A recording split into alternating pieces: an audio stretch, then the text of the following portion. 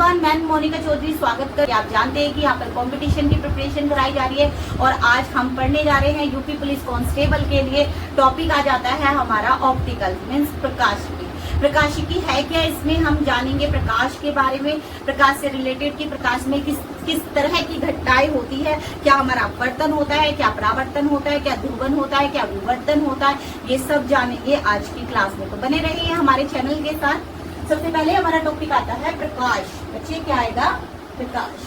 ठीक है, देखिए सबसे पहले तो प्रकाश होता क्या है। प्रकाश एक प्रकार की विद्युत चुंबकीय तरंगें होती है। क्या होता है प्रकाश? विद्युत चुंबकीय तरंगें होती है। थोड़ी राइटिंग मेरी ऐसी हुई है, चुंबकीय तरंगें होती है। ठीक है, अब देखो विद्युत चुंबकीय तरंगें होती क्या है? वो तरंगें जिनको चलने के लिए माध्यम की आवश्यकता होती है, विद्युत चुंबकीय तरंगें कहलाती है। देखो माध्यम होता है, जैसे या तो वो सॉलिड में चले, या वो गैस में चले, या फिर वो कैसे चले, जल में चले। प्रकाश क्या होता है? विद्युत चुंबकीय होता है, लेकिन इसके बावजूद वो निर्वात में भी चल सकता है। ये प्रकाश की क्वालिटी होती है। कहाँ चल सकता है बेटा? निर्वात में चल सकता है। देखो यहाँ पर हमारा सन है, ठीक है, सन से जो हमारी ये अर्थ है, अर्थ तक लाइट आती है ना, तो यहाँ से यहाँ तक तो निर्वात हो गया ना बच्चा। यहाँ से यहाँ तक क्या हो गया? निर्वात हो गया। कोई एटमॉस्फेयर तो यहाँ पर है नहीं, कोई वातावरण तो यहाँ पर है नहीं, ठीक है, वायुमंडल नहीं है यहाँ पर, तो यहाँ पर क्या है? निर्वात है। तो सनलाइट आती है ना यहाँ से अर्थ तक, तो इस कंडीशन पर हम क्या बोलते हैं कि प्रकाश क्या है? विद्युत चुंबकीय तरंगे है, बट वो निर्वात में भी चल सकता है, क्योंकि विद्युत चुंबकीय तरंगे केवल माध्यम में ही चलती हैं। और निर्वात में प्रकाश की चाल है ना, वो 3 × 10⁸ मीटर पर सेकेंड होती है। ये आपको पता होगा। ठीक है, अब बात आ जाती है कि अगर ये सॉलिड, लिक्विड, गैस तीनों में चल सकता है, मीन्स ठोस में चल सकता है बच्चा, ये गैस में भी चल सकता है और ये द्रव में भी चल सकता है। जो प्रकाश है ना, जल के अंदर कितनी गहराई तक जाता है? तो बेटा 200 मीटर गहराई तक प्रकाश कहाँ चल सकता है? जल के अंदर चल सकता है। ये बात आप ध्यान रखिए। ठीक है, अब देखो प्रकाश, अब देखिए प्रकाश एक प्रकार की ऊर्जा होती है, ठीक है, जिसके द्वारा हम वस्तुओं को देख पाते हैं। ठीक है, अगर मान लो कोई ये मार्कर क्या है, अगर ये मार्कर हमें दिखाई दे रहा है, इट मीन्स इस पर प्रकाश पड़ रहा है। ठीक है, इस पर क्या पड़ रहा है? लाइट पड़ी हुई है, तब हमें ये दिखाई दे रहा है। ठीक है, अगर इसको हम अंधेरे में रख देंगे तो हमें ये नहीं दिखाई देगा ना। तो प्रकाश क्या होता है? एक प्रकार की ऊर्जा होती है जिसके द्वारा वस्तुओं को देखा जाता है। ठीक है, प्रकाश क्या होता है? हमारा विद्युत चुंबकीय तरंगे होती है। प्रकाश क्या होता है? हमारा विद्युत चुंबकीय तरंगे होती है। ठीक है, विद्युत चुंबकीय तरंगे होती है। ठीक है, अब तरंग हमारी दो प्रकार की होती है, ये आपको पता होगा। अनुदैर्ध्य तरंग होती है और हमारी क्या होती है? अनुप्रस्थ तरंग होती है। ठीक है, अनुप्रस्थ। ठीक है, बाकी इन दोनों के बारे में डिटेल से हम तरंग चैप्टर में पढ़ेंगे, वेव में। अभी हम बता देते हैं कि जो प्रकाश होता है ना आपका, प्रकाश बेटा, प्रकाश आपका अनुप्रस्थ तरंग होती है। अब ये अनुप्रस्थ तरंग क्या होती है? ठीक है, जिसमें माध्यम के कण, ठीक है, जिसमें माध्यम के कण तल के लंबवत गति करते हैं। ठीक है, ये इस तरीके से चलती है। ठीक है, कैसे संचरण करेगी? ये इस तरीके से चलती है। ठीक है बच्चा, इसमें क्या पाए जाते हैं? श्रृंग और ग्रत पाए जाते हैं। ठीक है, क्या पाए जाते हैं? श्रृंग और ग्रत पाए जाते हैं। ये जो स्टार्टिंग का पॉइंट है, ये हमारा श्रृंग कहलाता है। ठीक है, श्रृंग कहलाता है, और जो ये नीचे ये वाले नोड होते हैं ना बेटा, ये हमारे ग्रत कहलाते हैं। ये क्या कहलाते हैं? हमारे ग्रत कहलाते हैं। तो इसमें क्या पाया जाता है? श्रृंग और ग्रत कहलाता है। क्या है? प्रकाश विद्युत रूप से उदासीन होता है, इस पर कोई चार्ज नहीं होता है। कैसा होता है? विद्युत रूप से उदासीन होता है। अब इसकी सबसे पहली घटना हम पढ़ लेते हैं। हमारा पहला टॉपिक आता है परावर्तन। क्या पढ़ेंगे बच्चा? परावर्तन, जिसको इंग्लिश में बोला जाता है रिफ्लेक्शन बोला जाता है। ठीक है, अब देखो ये रिफ्लेक्शन है क्या? आपने देखा होगा कि हम एक शीशा ले लेते हैं। ठीक है, छोटे बच्चे खेलते भी, आपने नोटिस किया होगा। शीशा है हमारे पास, तो इधर से सनलाइट शीशे पर आ रही है, तो इस तरफ क्या जाती है? चौंध जाती है। ठीक है, या फिर आप घड़ी की डायल से उसको ऐसे ऐसे घुमाते होंगे सनलाइट को, तो क्या होती है? आपकी चौंध इधर उधर घूमती है। तो वही घटना हमारी क्या कहलाती है? परावर्तन कहलाती है। इट मीन जब सनलाइट इधर आएगी और किसी तल से टकराकर वो उसी माध्यम में वापस लौट जाती है, तो ये क्या कहलाता है? परावर्तन कहलाता है। चलिए समझ लेते हैं परावर्तन को अच्छी तरीके से।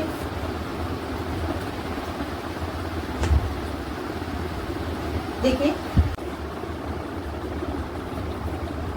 चलिए अब हम जान लेते हैं कि परावर्तन क्या है। क्वेश्चन लिखते हैं कि परावर्तन क्या है? परावर्तन क्या है? तो देखेंगे बेटा परावर्तन क्या है। ठीक है, जब कोई प्रकाश किरण किसी तल से टकराकर टकराने के बाद परावर्तित होकर उसी माध्यम में वापस लौट जाती है, तो इस घटना को क्या कहते हैं? परावर्तन कहते हैं। एक तल बना लेंगे, ठीक है।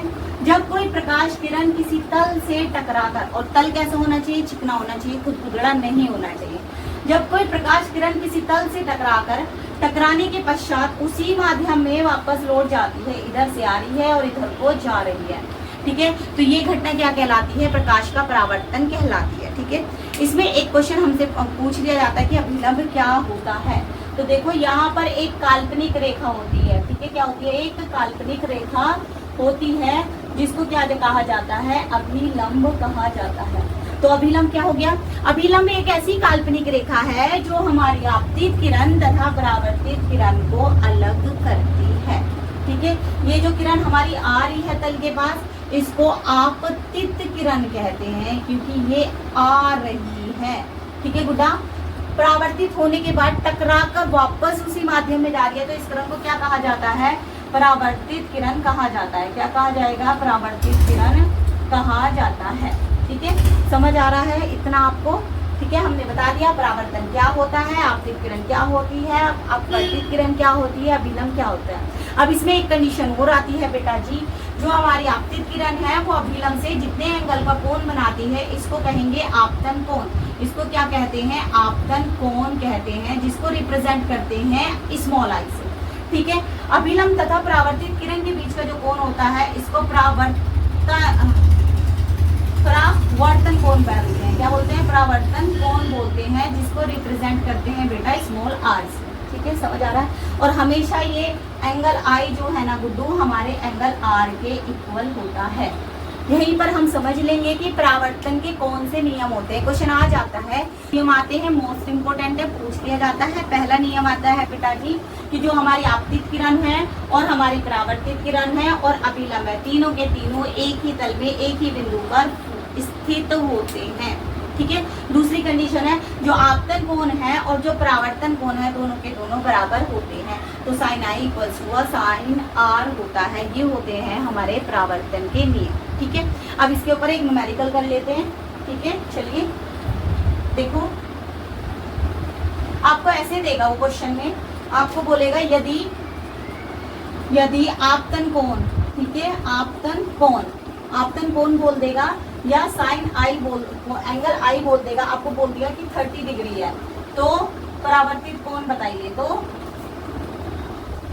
परावर्तित कोण बताओ। तो बेटा जी इस कंडीशन में देखो, इस कंडीशन में आपका जो है, इस कंडीशन में ये देखो, ये इस तरीके का हमारा डायग्राम बनेगा। ये अभिलंब है, अगर ये एंगल 30 डिग्री है तो ये एंगल भी तो क्या होगा? 30 डिग्री। तो यहाँ पर हो जाएगा angle i equals to angle r, और एंगल आई की वैल्यू कितनी है? 30। तो एंगल आर की वैल्यू कितनी हो जाएगी गुड्डा? आर हो जाएगी, ठीक है।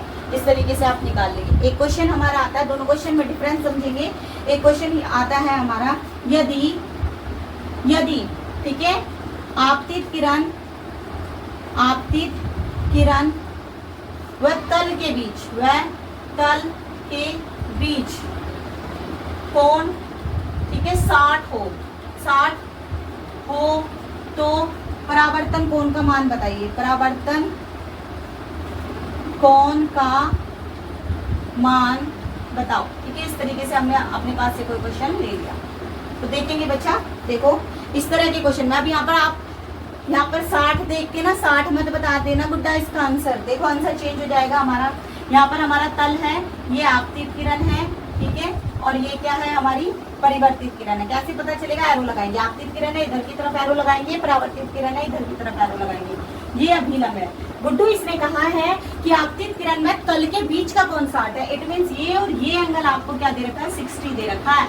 और एंगल निकालना क्या है आपको? अभिलंब तथा आप परावर्तित कोण किरण के बीच का एंगल निकालना है, ये वाला एंगल। तो ये हमारे इसके इक्वल होता है, तो इट मीन्स हमें ये वाला एंगल पहले निकालना पड़ेगा ना। अब जरा ध्यान से देखो, यहाँ से यहाँ तक ये स्ट्रेट है हमारी लाइन, ठीक है, और ये इस पे परपेंडिकुलर है। तो यहाँ से यहाँ तक का जो एंगल है वो हमारा 90 डिग्री का बन रहा है। तो हम यहाँ पर लिखेंगे 60 plus angle i equals to 90 degree है।